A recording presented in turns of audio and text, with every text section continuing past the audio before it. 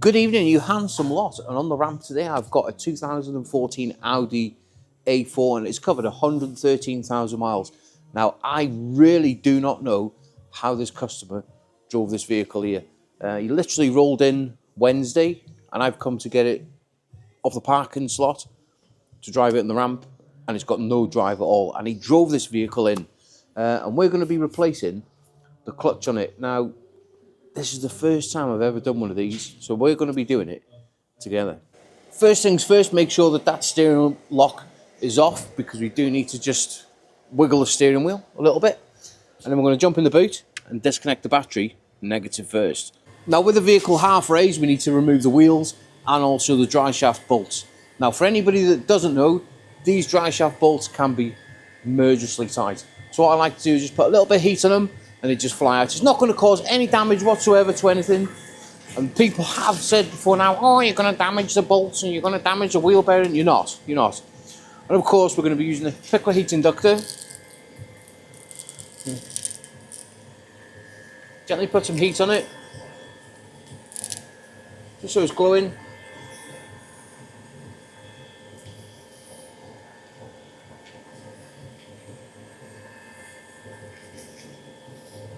A little bit like that, and this now should come undone very easily. Perfect, no damage caused at all. Once both them dry shaft bolts have been removed, I've come underneath and I've removed a big cross brace and the under tray, which I'll show you now. It's right by there. Now, there is various little trims that you need to remove, a little heat shield and a little bit of protective foam, sound deadener, whatever it is. I don't really know what it is, but I'll show you. These parts here, keep them in little piles. So you want to go left-hand side of the car, right-hand side of the car, and always keep the nuts and bolts together. Trust me, that's going to save you a lot of time when you're rebuilding it back together. Now, I have gone ahead and removed the dry shaft on the driver's side.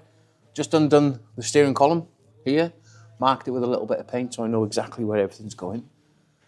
And there is, as well, which is a little bit of a pain, this heat shield here, that one there, is held on with 3 Allen keys. That one's easy to get to, the one in the middle is easy to get to, and that one there is a little bit of a pain, but it has just tilted up a little bit. Hopefully I can get that out at a later time. We're going to go ahead now and just get this passenger side dry shaft out. Now, of course, I like to mark things. I'm just going to get a little bit of red pen and mark it, so everything's going back in the same position. 1 dry shaft, 2 dry shaft. Now, I have come round and I've undone the steering rack, 219, but to do that, I've just had to drop the anti-roll bar down a little bit to get the long bolts out. Now, for those that are sitting at home and you've done these gearboxes or these clutches, like this is my first time. Now, at any point, just drop a comment and say, oh, Baz, you know that bit there that you did there? You didn't really need to remove that. You can do it this way. Let me know. Get involved. Help me out and I'll help you out. That's how it works. That's how it works. But I have cable tied the steering rack back to the anti-roll bar after I've just put a couple of 13s just to hold it back in place. Now, that is out of our way. Now, I have been told by a friend of mine, he's on Instagram, Kyle on the Spanners, hell of a top lad, and he does do a lot of Volkswagen clutches, and I do call him the Clutch King. Now, he said to me that you might have to just drop the subframe down at the back a little bit, but I'm hoping that I might be able to give it a little bit of a wiggly, jiggery, pokery and get it out. But I am at a stage now where I'm going to undo this rear cradle for the gearbox, exhaust bracket, 3 13s underneath, and then the M10s or M12s, whatever these are here, and that should just pull out of the way, and we can plonk that now on one side. Right, well, I think I'm in a position that I can start taking the gearbox out. I've undone all the bell housing bolts. Now, these bell housing bolts, they are stupidly light. Now, what I like to do is just put them all in a little bit of a pattern, because they are all different lengths. I don't know if you can see, but they are different lengths. And that there, that's going to be a awful job to get back in. And that is a spacer for the start motor to the bell housing, which I'll show you now if we jump round to all data. It's that little green thing. It fits in between the gearbox and the starter motor. I tell you what, it's going to be tricky getting it in there. Which, oh, to be honest, I'm not looking forward to doing that. You lot are probably going to say, oh, I do these all the time, Baz. All you need to do is just get this and do this and it'll just fall in. Yeah. Shall we go ahead now? I've just got to undo the gear linkages and unplug the reverse and light switch, I think. Yeah, I think that's it. We can go ahead and pull the box out. Now, a lot of you mechanics now are going to agree with me on this. There's nothing more annoying than when you're undoing like a bolt or a nut and it's too tight to undo with your fingers and too slack to undo to catch the clicks on the ratchet. So you've got to hold the ratchet with that. Oh, I tell you what, it's a pain. It's a pain. And I can't even get a battery ratchet in there or anything like that to wang it out. But it is coming slowly. It's coming slowly. And it's these little parts that take the longest, I think. Let me know what you think. Well, everything now is disconnected. I've got my transmission jack, and I've also put a strap around it because I don't want it to fall off. Now it is wobbling loose. We've just got to lower it down now, and I'm hoping you can just squeeze it past and give it a little bit of a wiggle. Like I said, I've never ever taken one of these out before, so we are taking this out together for the. You know what? That is coming out a lot easier than I thought. Just make sure that we've got no electrical connectors connected. I had unplugged it, but it is just tangled.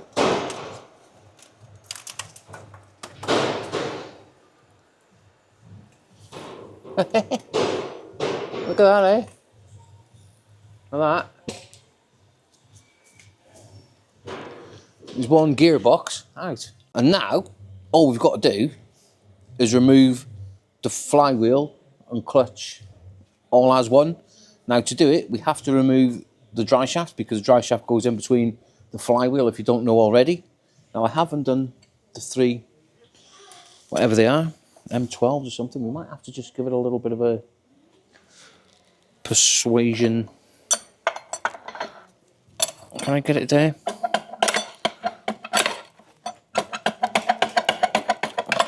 There we go. That is shaft out. Look at that. Stupid design, isn't it? Absolutely stupid. And then, photo.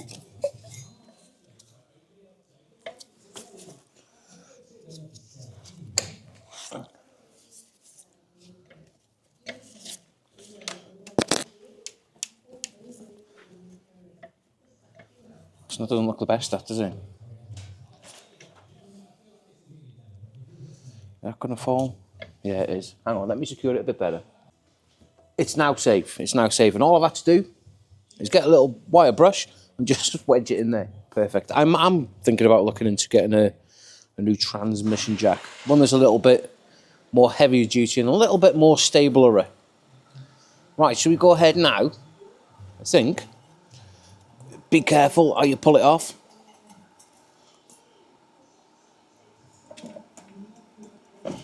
And it should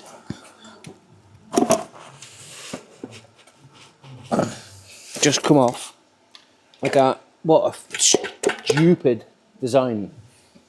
Stupid. Now I know this clutch has failed, but it'd be a shame to come this far and not take it apart and see how bad it is. Should we just buzz all the bolts out?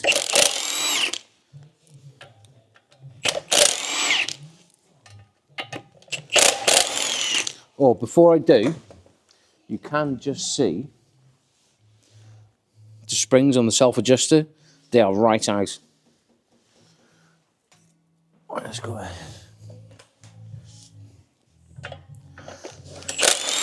How's everybody's week been anyway? Have we all had a good week? Has it all been productive? We get a little bit of a jiggery pokery bar.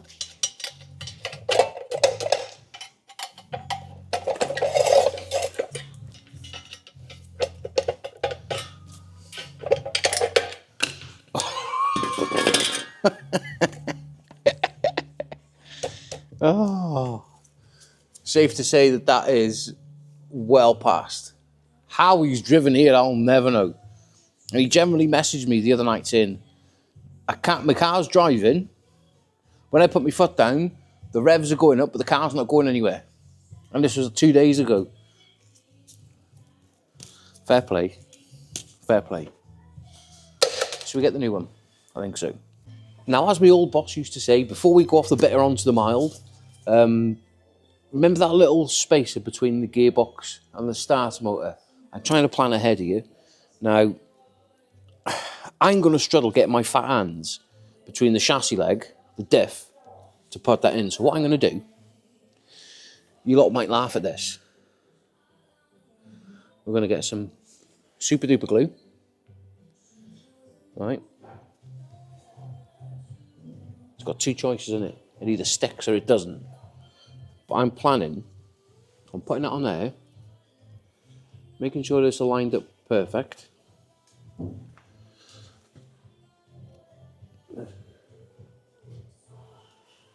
And I hope that sticks on there. Because if it does, that is going to save me a lot of moither. Some of you might already do it already. But I've just had a little bit of a brain fart and thought, this might work. This might work. So we're going to give it a go, see what happens. Super glue is now stuck on the gearbox. Now let's move around to fitting the clutch itself. Make sure it goes the right way. Get your best... Yeah, the Welsh can't pronounce that. Anyway, it says gearbox side. We're going to make sure that's nice and central. And the gearbox is equal, or the clutch plate is equal all the way around. And get the pressure plate. We're going to get this slid on. A little bit like that. And then we're going to get these screwed in and then mount the tool. With the self-adjusting clutch tool now fitted to the clutch, we need to pull it down and just pull the pressure plate just so it's touching the flywheel, because we don't want the self-adjusters to spring off, nor do we want it to pull up unevenly. As we keep winding it now, just as it's about to touch, we can stop,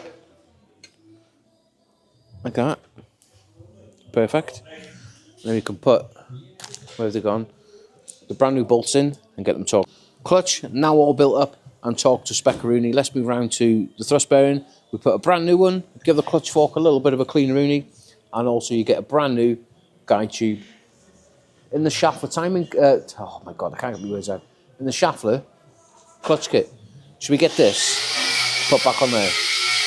Everything now with this car, with this gearbox, should I say, is all aligned up, torqued up. Now we need to get this aligned up.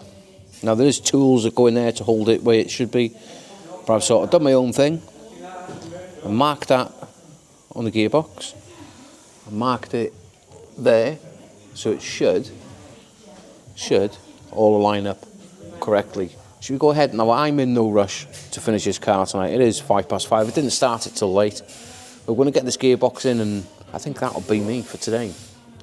Well, I kind of put production on hold on Friday because I thought 4:15, 4:20, whatever time it was, I thought, well, I'm not going to get it back in and get it supported and leave it dangling over the weekend. And I didn't want to leave me props underneath the engine just in case something happened with the ramp and it made a bit of a mess. But we're fresh and we're back at it, and it is Monday morning. So we're going to go now, and we are going to get this gearbox put back in. Well, I'm hoping that everything's lined up correctly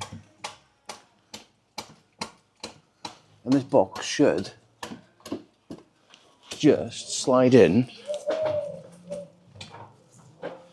perfectly.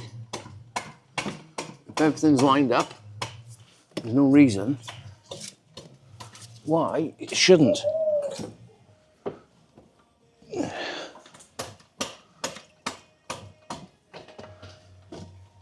Is that there? I have to give it a little bit of a twist here, there and everywhere. Look at that, eh? If only they were all that easy to go back in. Beautiful. Right, gearbox is now in, but we need to pay close attention because I was talking to Tech. Honestly, you're all going to have a look at his channel. I'll put a little bit of a by it for you. He's a Volkswagen Audi Audi specialist. Hell of a nice lad. And the bell housing bolts, they can be used twice as long as they haven't got an X on them. Once you've used them once, you've got to put an X on them, and they can only be used twice, sort of thing. But we're going to get these torqued up and put an X on them to say if they come out again, they're going to have to be replaced, pretty much. Everything now is torqued up to spec-a-rooney. Now, I've gone ahead and put the driver's side drive shaft in because it is a little bit of a fiddle, because you know it's got that like horseshoe shape cover around it. Now, it was easier for me to put the shaft in and that cover on with the steering rack dangling a little bit like this, because that one bolt, let me give it a torch, whatever it shall be, it was easier for me to get it with the steering rack out of the way. Right, should we go ahead now and get the rest of this vehicle put back together? And of course, we're going to be putting it into a little bit of a time lapse.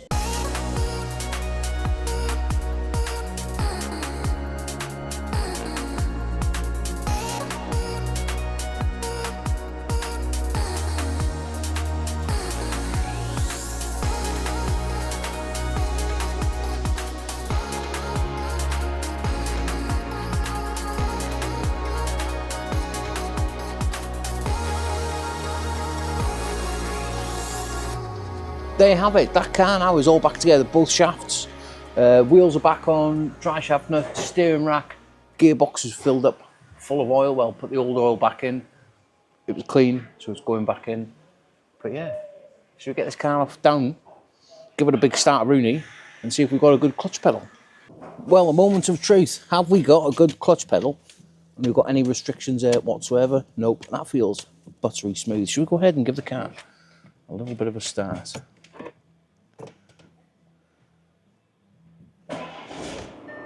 There we go.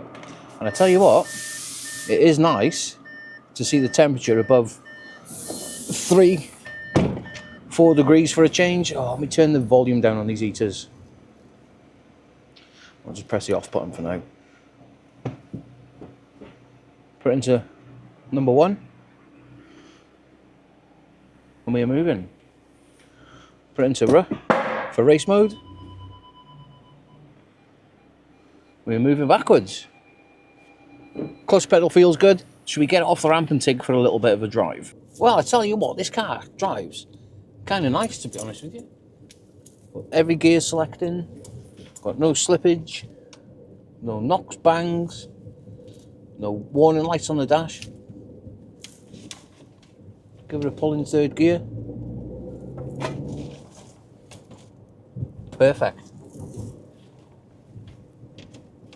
I'm happy with that. Should we get back to the workshop and get this car signed off? That's job done. Oh, I forgot to mention we've hit a massive milestone on Saturday. I was just ordering me Chinese. I thought I'll just have a little look on YouTube and see how many subscribers I've got, and I'm in a bit of a group chat with a few lads. Curbside mobile mechanic, marvellous cars, and I was sat there for ages just refreshing. I was on 99,999 subscribers. I refreshed it again, bang, we hit 100,000 subscribers. Oh, I tell you what, it was so intense. I'll show you the little screen recording that I did. Oh, I sat there for ages. Come on, come on. But anyway, we've done it. 100,000 subscribers. 100,000. That's crazy, crazy. And that is the end of that video. Now, the only thing that let that test drive down is the actual smell of burning clutch. Because it's in the cabin filter. I'm going to advise a customer to get that replaced at some point and probably have a little bit of a anti-back in the heater matrix kind of things. But yeah, you lot are going to have to stay tuned and see what's coming on the ramp next. I hope you liked the video, and if you have, and you've made it this far, please don't forget to hit that like and subscribe. We will see you on the next one. Let's get it sent. Just wanna pack up my things and go. Just wanna be free, just wanna zone. Just wanna flow, just wanna hang with the gang, but sometimes chill on my own. Just wanna do me, just wanna doze. Just wanna live